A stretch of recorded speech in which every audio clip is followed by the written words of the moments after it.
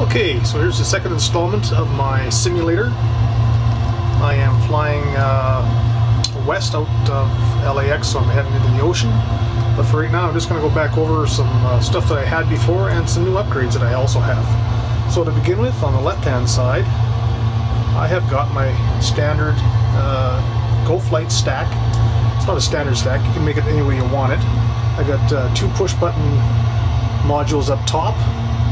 Then I've got the R8, I believe it's called. It's the rotary dials plus some push buttons. Then I've got the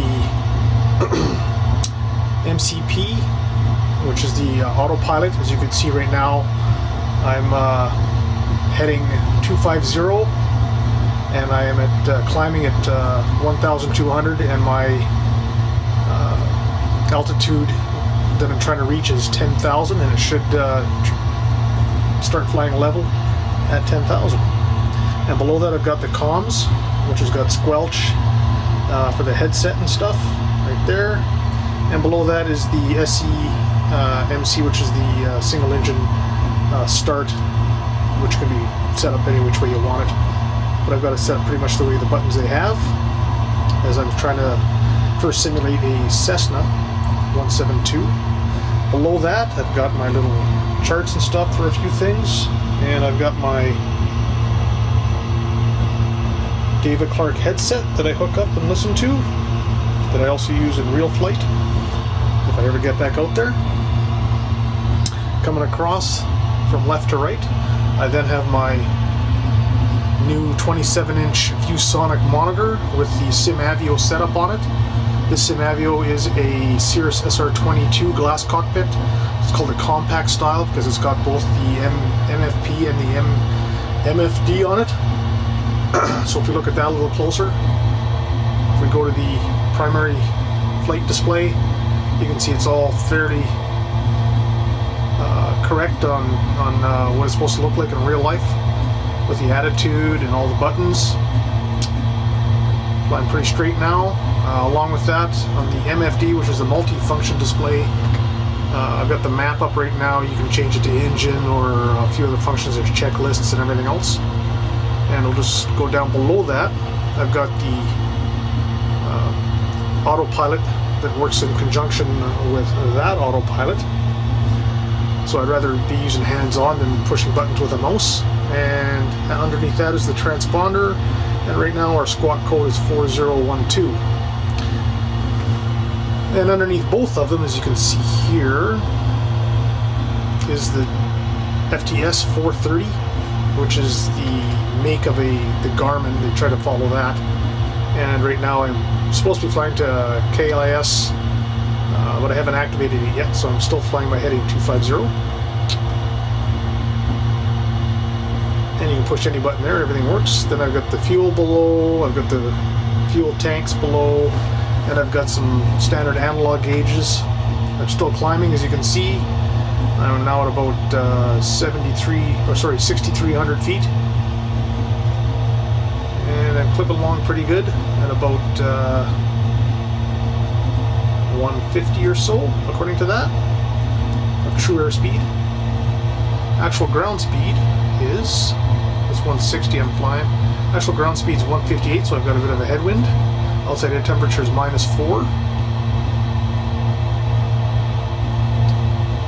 So that's ViewSonic with the SimAvio that works in conjunction with X-Plane, which is up there. So it's reading all the data from X-Plane. You can't see too much on the screen right now, just a few clouds. And then over on the right-hand side, I've got another stack, for my radio stack.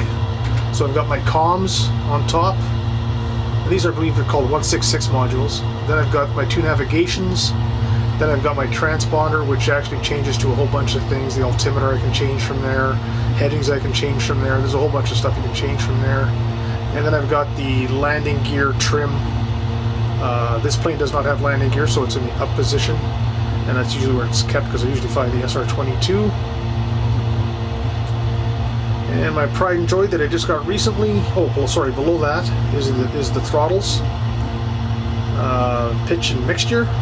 No pitch on this aircraft, just mixture, which I should be changing and adjusting in a second here. And here's my new pride and joy, is my PFC Cirrus yoke.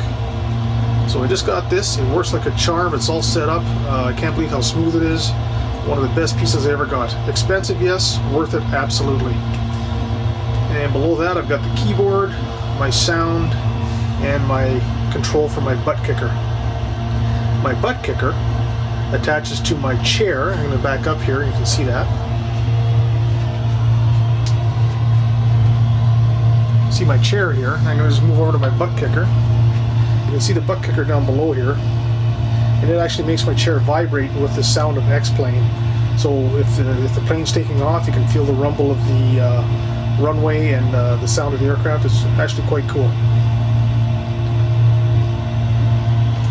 And then, continuing over to the right, I've got my second keyboard for my second computer, because I actually have SimAvio on a separate computer as I do X-plane, so I've got two computers there.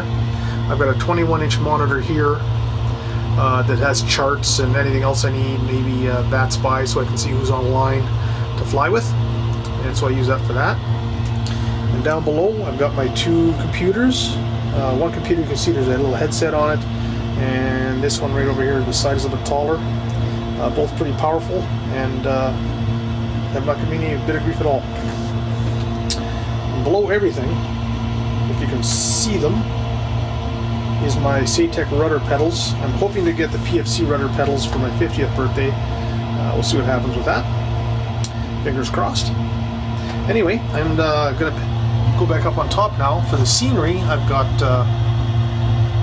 four 24-inch Samsung monitors, or sorry, three 24-inch Samsung monitors. And right now I'm flying through the clouds. I'm just going to pan back as far as I can, and then I'm going to switch and we'll do a turn here towards LA or Las Vegas. Hang on. Okay, I had to go to the backup plan B, and now we are heading to LA. Oh, sorry, Las Vegas. I had to turn off that GPS because it doesn't seem to be working. I'll probably have to reboot the computer. So what I did is I went to my backup GPS, which is on X-plane itself.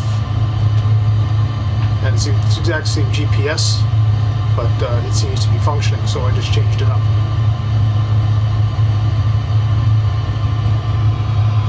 Anyway, I got one more little item to show here, and that is the push button for the GPS, which is right there, so I don't have to use the mouse at all. I just use this module, and it all works out well.